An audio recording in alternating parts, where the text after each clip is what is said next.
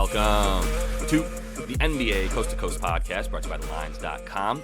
It is Tuesday. We've got 6 games here in the NBA, and we are bringing you play-up props in this video. Also have best bets up in a separate video for you as we're bringing you both of those each and every weekday this season. So go ahead and make sure to subscribe to that page. Like those videos if you would. Jump in the comments. Let us know what you guys think as well.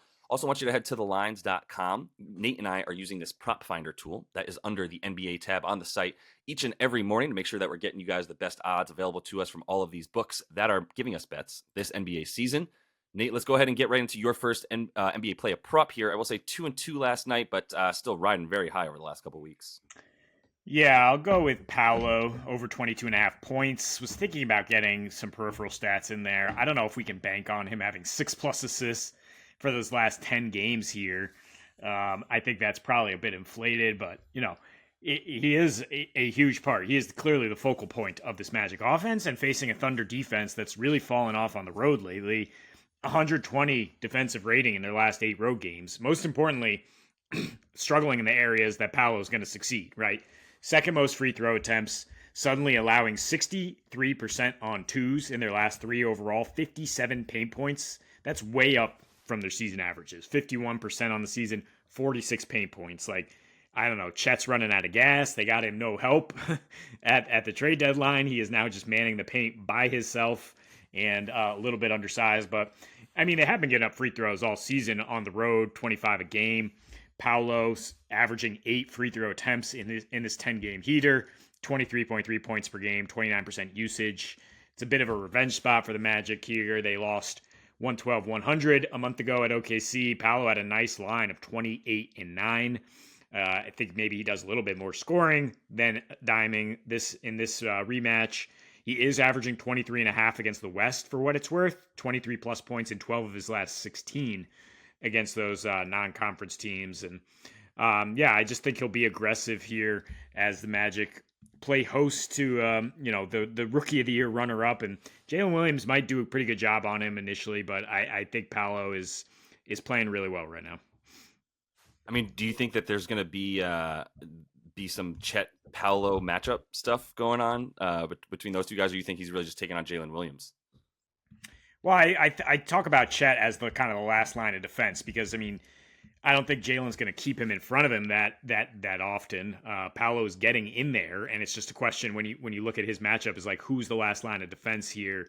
And Chet has blocked some shots, but like I said, I think he's a bit gassed as we get to the end of the break here. Yeah. Rookie Wall, like this is a lot more games than you played at Gonzaga, man. And it's a lot more physical, and that's why the Thunder's interior defense has kind of fallen off. Yeah, really interesting that they were just like, oh no, we're not getting a big. We're getting a dude who helps us play smaller in Gordon Hayward, as we have like a really good small ball 4 now when he's actually on the court. But I was just interested to see if there was any sort of like, rookie of the year, possible rookie of the year, but I'm reaching for that. So I would agree that he's sort of just back there playing free safety a bit more. But let me go to another rook who should be in the running and is not going to win because Victor Wembanyama and Chet Holmgren play basketball. But Jaime Jaquez Jr. over 20.5 PRA is what that should be here. And I'm going to take that just predicated on that Jimmy Butler's not in. I've said this before. I took some unders for Jaime this season when Jimmy came back and his stats were still at about, let's say, 13.5, 14.5 points and 6.5 boards and all these things that indicated these lines that indicated people thought he was still going to have the same output when Jimmy Butler came back because he was still going to get the same minutes. How can you sit the rook? Well, there's only one spot on the floor for exactly what he does, and Jimmy Butler owns that spot. That's why it's the most ridiculous start splits with and without Jimmy Butler that we could imagine, right? Like with Jimmy this season, 27.5 minutes, 11 points per game. Without him, 33 minutes, 16 points per game, 15.8. The shots go up by about 2 field goal attempts per game from 9.2 to 11.8. That's really more than 2.5. And the rebounds go up by about a full board and about half an assist a game. So like everything just jumps straight up. The points actually are something that they rely on him to take because like I said, it's not like he just comes in and they're like, do the hustle stuff. It's like, no, Jimmy Butler's not here. So somebody needs to be that guy that works his way down from the 3-point line or the extended baseline into the basket area, closer to the basket and either passes off of that or just takes his guy all the way down. And also, by the way, we don't have very much in the way of fast break or transition guys. If you could just leak out a few times and help us, even get a rebound and run the sort of point of the fast break, because Jaquez has the ability to do that, please do that, because that's Jimmy Butler's role, and not many other people are doing that for the Heat here. So I think in this one too, when you look at Milwaukee, like, this is an area that they actually have been a bit vulnerable in terms of the power forward position, more so than some others this year. And I'm certainly not going to blame that on Giannis, but in the past, we have sort of been able to go, how is Milwaukee doing against power forwards? Oh, shutting them down. Got it, right. They have Giannis Antetokounmpo. Understood. And this year, they've obviously been a little bit tougher to figure out exactly how they're playing that defense. The drop defense has come back to working for them a bit more. But I still think that with them on the second leg of the back-to-back, we have seen Brook Lopez play a bit less, and he did play about 31, 32 minutes last night. So not sure if he'll be in there with quite the same defense for quite as long. I'd probably put him at under 30 minutes in this one, which will help a lot for Jaime as he's going to work down low.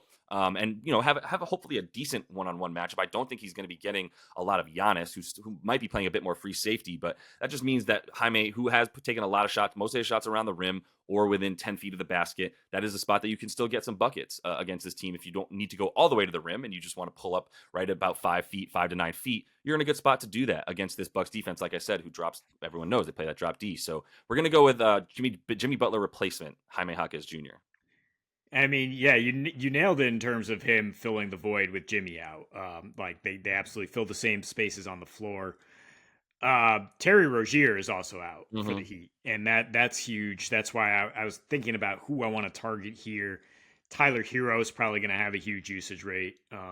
But yeah, otherwise, like, it's a little hard to predict their rotations, even when they're down guys. Like, who knows whether it's going to be Duncan Robinson, Caleb Martin, or Jaquez, or who's going to fill the usage gap here. But yeah, hopefully the Rook gets back to it, because he's been quiet lately with the rotation getting more crowded. But now it's opened up.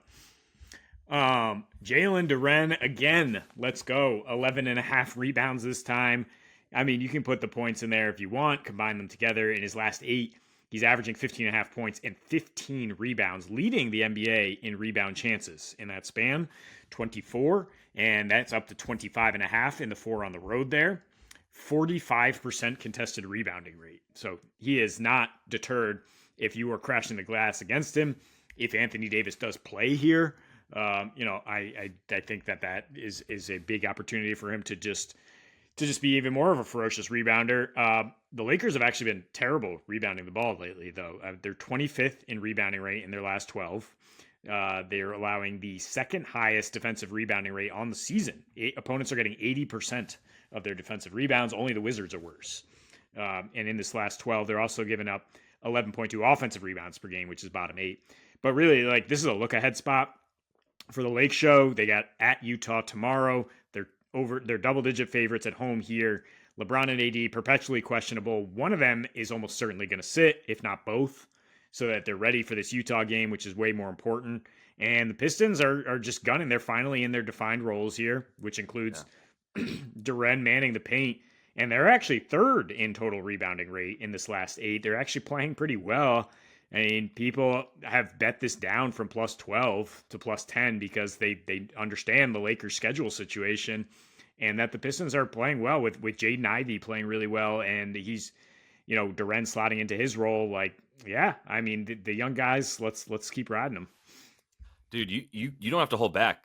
You can be excited about the future of the Pistons. I mean, they might be good at some point in the near future. Like, you just strip away the fat. Like, oh my God, Marvin Bagley's gone, and now Jalen Duren looks like, Dwight Howard. Awesome! Like, what a concept that the middle of the floor is open for this dude who has just shown these spurts of being an absolute Shaquille O'Neal at 19 years old, and yet he just can't get on the floor because there's this rotation of bigs that includes James Wiseman that were taking minutes from him. And thank the Lord, somebody either spoke to Monty or he finally had more control of the roster. Somebody did something to move those things around and make some smart moves in Detroit for what feels like the first time since they brought Rasheed Wallace over from Portland. All right, let's close it out here with D'Angelo Russell and talk about why he's going to get his points and assists. And you correctly pointed out the assists would be a good play, but I'm going to take over 20.5 points and assists because I think we sort of hedge our bets here. We really hedged what's going to happen with that injury report, right? Like, is AD going to play? Maybe not. Like you said, either he or LeBron feel very likely to sit unless they just decide they're completely punting because they really want to beat the Pistons and they don't care about playing the Jazz. That doesn't seem likely, though. Usually you're going to try and in conference game, not the non-conference game against the worst team in the league. So I would agree that even if AD plays, or even if both of them play, maybe one of them plays like 20 minutes and that's it or whatever, and they are able to blow out Detroit, who has hung with them at times before. So we'll see. Detroit's giving them some trouble, but I like the points and assists for D'Lo because of the way that things work when AD sits. 15.5 points a game, 7.7 assists per game, still gets us over the 20 point. I'm sorry, it gets us close to the 25.5, but it's really the points and assists with LeBron out as well. The 10.2 assists is what stands out to you. So like with LeBron in there, we're still at about 5 assists a game, so he's right at that cusp. And I think the books knew that they were like, we definitely want this at 5.5, 6.5, somewhere around there. But 5.5 is a nice number to say, to get their sort of even money on both sides because of the way that he does this with and without LeBron, right? So I think the shot attempts are also going to be there for him in a game where they're taking on the Pistons, like we said, and that down low defense is the only thing that they can hang their hat on, is rim protection and a bit of keeping guys off the boards for second chance points. That's what they're focused on. Out at around the painted area. Cade is not a very fleet of foot defender against smaller dudes, standing at a very nice, robust 6'6", 6'7" even. And then you've got Jaden Ivey, who certainly has the athleticism to play defense on any wing, but just not something that we've seen.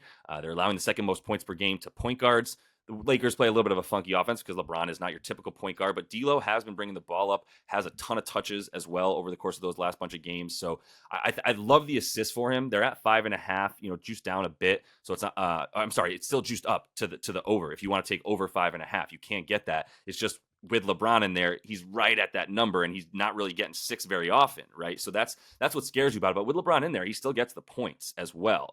Still right around 25.5 PA. If this is a blowout, I don't think this is a guy that you completely sit. They've just been playing him for 33 to 36 minutes no matter what when he's in there. So I'm going to keep banking on his usage and volume and minutes in this weak matchup against the Pistons. Yeah, if it's a blowout, we're talking about LeBron and AD, if they're active, getting out of there after like 28 minutes for sure. And then D'Lo, you bring it home. One correction: Charlotte Hornets are the worst team in the NBA now. Detroit, slightly better. But D'Lo, I will say, when he played Charlotte, 28-6 with AD and LeBron active and got 40 minutes. So, I mean, yeah, even if both those guys are out there, like still a fine look here against Detroit. Because of that inexperienced backcourt and because of the front end of the back-to-back for the Lakers. I know we could do this all day, but let me correct you and say that Trey Mann and Mitic are going to be doing some damage there in Charlotte. They look better. It's another thing where like, cool, just give the ball. We've all been watching Trey Mann come off the bench for OKC at random times and going like, did y'all know you had him on your team? Like, this dude is a bucket as soon as he gets on the Williams floor. Better than PJ Washington, Dallas. What did you do? I don't know. Yeah, I don't disagree with that at all either. We'll see what PJ Washington's rim defense looks like, and maybe they can just blame it on the on playing on the Hornets. But yeah, we'll see. I think Grant Williams is going to try hard. I'm not going to be auto fading the Hornets by any means moving forward. So and neither the Pistons. We got some good hoop. That is all the time for us that we have on these play-up props. Continue to follow along. Also have a best bets video up as we bring you each and every weekday this season. So until we see you next, happy betting.